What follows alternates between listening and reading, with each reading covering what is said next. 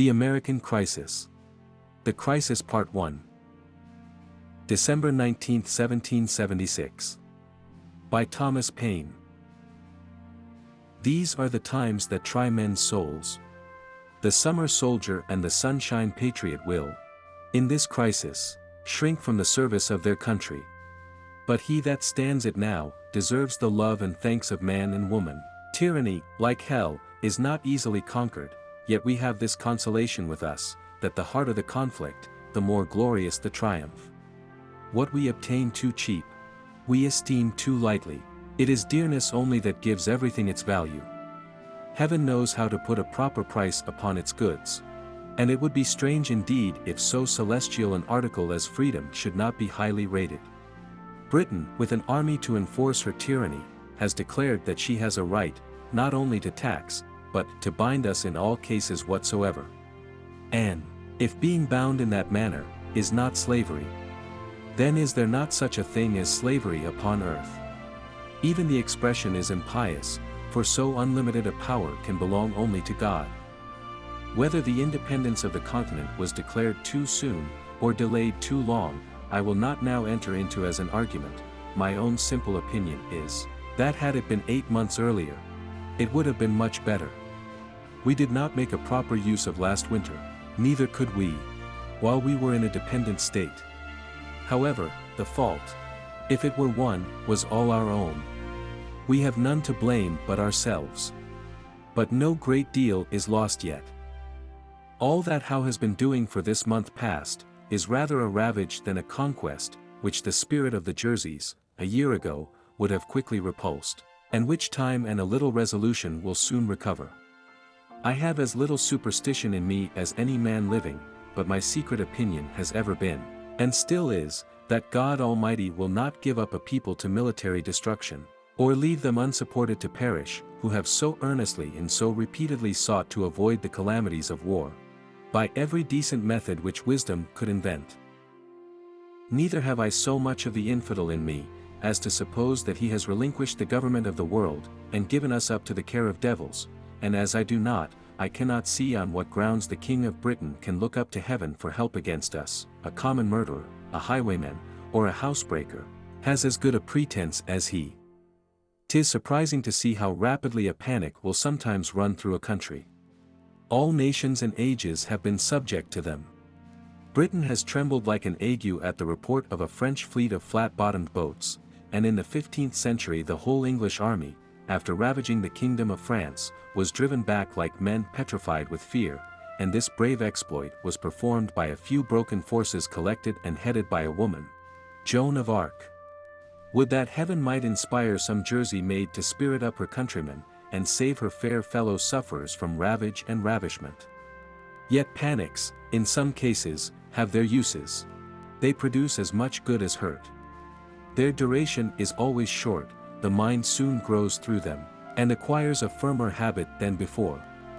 But their peculiar advantage is, that they are the touchstones of sincerity and hypocrisy, and bring things and men to light, which might otherwise have lain forever undiscovered. In fact, they have the same effect on secret traitors, which an imaginary apparition would have upon a private murderer. They sift out the hidden thoughts of man, and hold them up in public to the world. Many a disguised Tory has lately shown his head, that shall penitentially solemnize with curses the day on which Howe arrived upon the Delaware. As I was with the troops at Fort Lee, and marched with them to the edge of Pennsylvania, I am well acquainted with many circumstances, which those who live at a distance know but little or nothing of. Our situation there was exceedingly cramped, the place being a narrow neck of land between the North River and the Hackensack.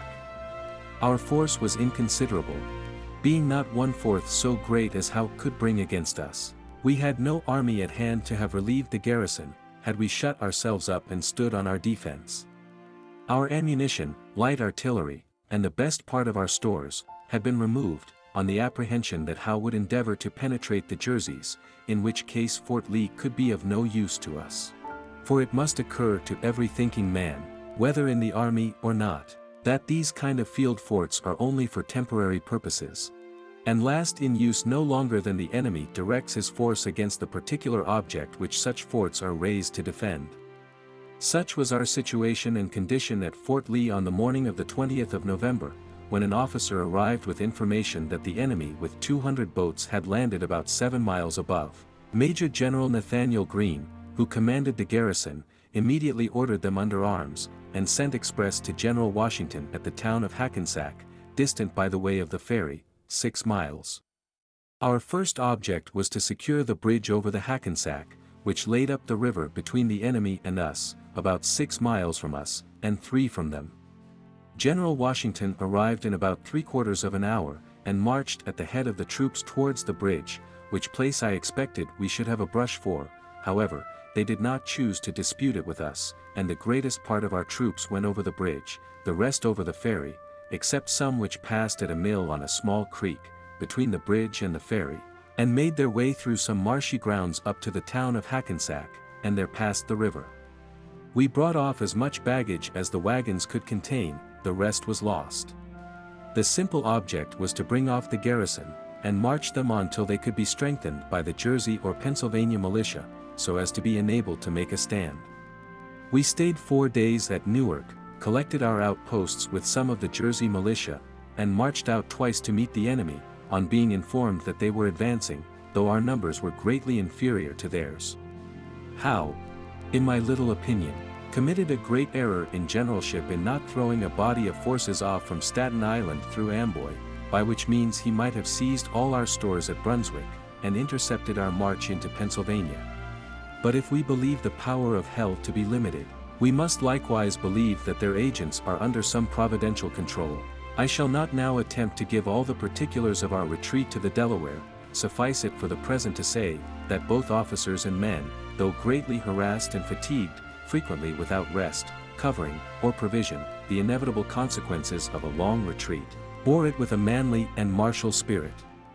All their wishes centered in one, which was, that the country would turn out and help them to drive the enemy back. Voltaire has remarked that King William never appeared to full advantage but in difficulties and in action. The same remark may be made on General Washington, for the character fits him. There is a natural firmness in some minds which cannot be unlocked by trifles, but which, when unlocked, discovers a cabinet of fortitude, and I reckon it among those kind of public blessings, which we do not immediately see, that God hath blessed him with uninterrupted health, and given him a mind that can even flourish upon care. I shall conclude this paper with some miscellaneous remarks on the state of our affairs, and shall begin with asking the following question. Why is it that the enemy have left the New England provinces, and made these middle ones the seat of war? The answer is easy. New England is not infested with Tories, and we are. I have been tender in raising the cry against these men, and used numberless arguments to show them their danger, but it will not do to sacrifice a world either to their folly or their baseness. The period is now arrived, in which either they or we must change our sentiments, or one or both must fall. And what is a Tory? Good God! What is he? I should not be afraid to go with 100 Whigs against 1,000 Tories, were they to attempt to get into arms. Every Tory is a coward, for servile, slavish, self-interested fear is the foundation of Toryism, and a man under such influence, though he may be cruel, never can be brave. But, before the line of irrecoverable separation be drawn between us, let us reason the matter together. Your conduct is an invitation to the enemy, yet not one in 1,000 of you has heart enough to join him. Howe is as much deceived by you as the American cause is injured by you. He expects you will all take up arms, and flock to his standard, with muskets on your shoulders. Your opinions are of no use to him, unless you support him personally. For 'tis soldiers, and not Tories, that he wants. I once felt all that kind of anger, which a man ought to feel, against the mean principles that are held by the Tories. A noted one, who kept a tavern at Amboy, was standing at his door, with as pretty a child in his hand, about 8 or 9 years old, as I ever saw, and after speaking his mind as freely as he thought was prudent, finished with this unfatherly expression, "Well, give me peace in my day."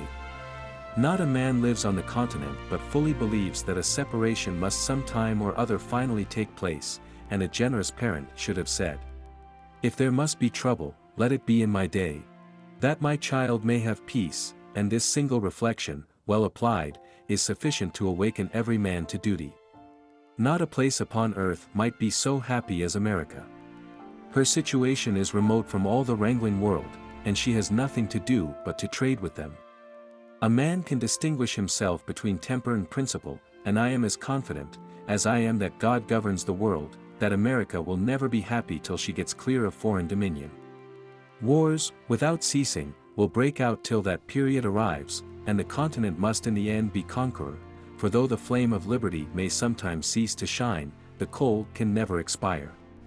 America did not, nor does not want force, but she wanted a proper application of that force. Wisdom is not the purchase of a day, and it is no wonder that we should err at the first setting off. From an excess of tenderness, we were unwilling to raise an army, and trusted our cause to the temporary defense of a well-meaning militia. A summer's experience has now taught us better, yet with those troops, while they were collected, we were able to set bounds to the progress of the enemy, and, thank God, they are again assembling. I always considered militia as the best troops in the world for a sudden exertion, but they will not do for a long campaign. Howe, it is probable, will make an attempt on this city, Philadelphia.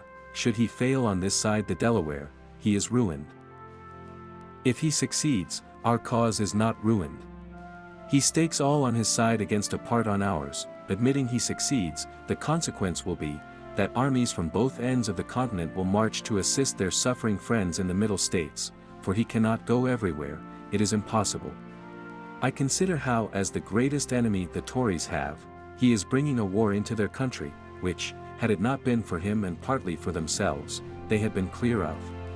Should he now be expelled, I wish with all the devotion of a Christian, that the names of Whig and Tory may never more be mentioned, but should the Tories give him encouragement to come, or assistance if he come, I as sincerely wish that our next year's arms may expel them from the continent, and the Congress appropriate their possessions to the relief of those who have suffered in well-doing. A single successful battle next year will settle the whole. America could carry on a 2 years' war by the confiscation of the property of disaffected persons, and be made happy by their expulsion. Say not that this is revenge, call it rather the soft resentment of a suffering people, who, having no object in view but the good of all, have staked their own all upon a seemingly doubtful event. Yet it is folly to argue against determined hardness. Eloquence may strike the ear, and the language of sorrow draw forth the tear of compassion, but nothing can reach the heart that is steeled with prejudice. Quitting this class of men, I turn with the warm ardor of a friend to those who have nobly stood, and are yet determined to stand the matter out. I call not upon a few, but upon all, not on this state or that state, but on every state. Up and help us, lay your shoulders to the wheel. Better have too much force than too little, when so great an object is at stake. Let it be told to the future world, that in the depth of winter, when nothing but hope and virtue could survive, that the city and the country, alarmed at one common danger, came forth to meet and to repulse it.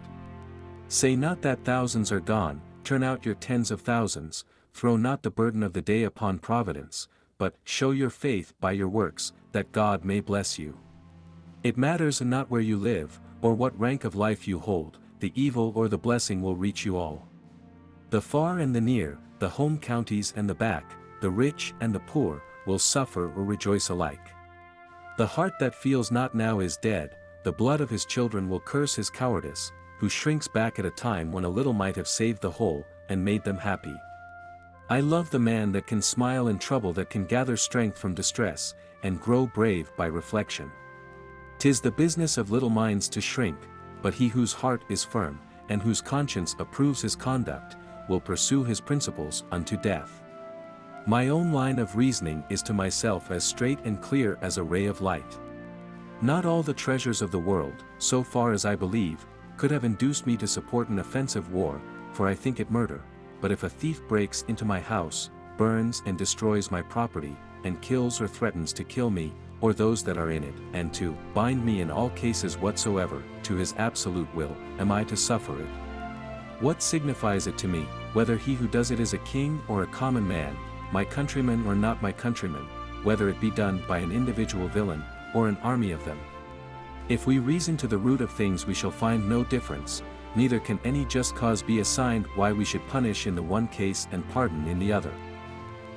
I conceive likewise a horrid idea in receiving mercy from a being, who at the last day shall be shrieking to the rocks and mountains to cover him, and fleeing with terror from the orphan, the widow, and the slain of America. There are cases which cannot be overdone by language, and this is one. There are persons, too, who see not the full extent of the evil which threatens them. They solace themselves with hopes that the enemy, if he succeed, will be merciful. It is the madness of folly, to expect mercy from those who have refused to do justice, and even mercy, where conquest is the object, is only a trick of war. The cunning of the fox is as murderous as the violence of the wolf, and we ought to guard equally against both. Howe's first object is, partly by threats and partly by promises, to terrify or seduce the people to deliver up their arms and receive mercy. The ministry recommended the same plan to Gage, and this is what the Tories call making their peace, a peace which passeth all understanding, indeed. A peace which would be the immediate forerunner of a worse ruin than any we have yet thought of. Ye men of Pennsylvania, do reason upon these things. Were the back counties to give up their arms, they would fall an easy prey to the Indians, who are all armed. This perhaps is what some Tories would not be sorry for. Were the home counties to deliver up their arms, they would be exposed to the resentment of the back counties, who would then have it in their power to chastise their defection at pleasure. And were any one state to give up its arms, that state must be garrisoned by all Howe's army of Britons and Hessians to preserve it from the anger of the rest. Mutual fear is the principal link in the chain of mutual love, and woe be to that state that breaks the compact. Howe is mercifully inviting you to barbarous destruction, and men must be either rogues or fools that will not see it. I dwell not upon the vapors of imagination, I bring reason to your ears, and, in language as plain as A, B, C, hold up truth to your eyes. I thank God, that I fear not. I see no real cause for fear. I know our situation well, and can see the way out of it. While our army was collected, Howe dared not risk a battle, and it is no credit to him that he decamped from the White Plains, and waited a mean opportunity to ravage the defenseless Jerseys, but it is great credit to us, that, with a handful of men, we sustained an orderly retreat for near 100 miles, brought off our ammunition, all our field pieces, the greatest part of our stores, and had 4 rivers to pass. None can say that our retreat was precipitate, for we were near 3 weeks in performing it, that the country might have time to come in. Twice we marched back to meet the enemy, and remained out till dark. The sign of fear was not seen in our camp, and had not some of the cowardly and disaffected inhabitants spread false alarms through the country, the Jerseys had never been ravaged. Once more we are again collected and collecting, our new army at both ends of the continent is recruiting fast, and we shall be able to open the next campaign with 60,000 men, well armed and clothed. This is our situation, and who may know it?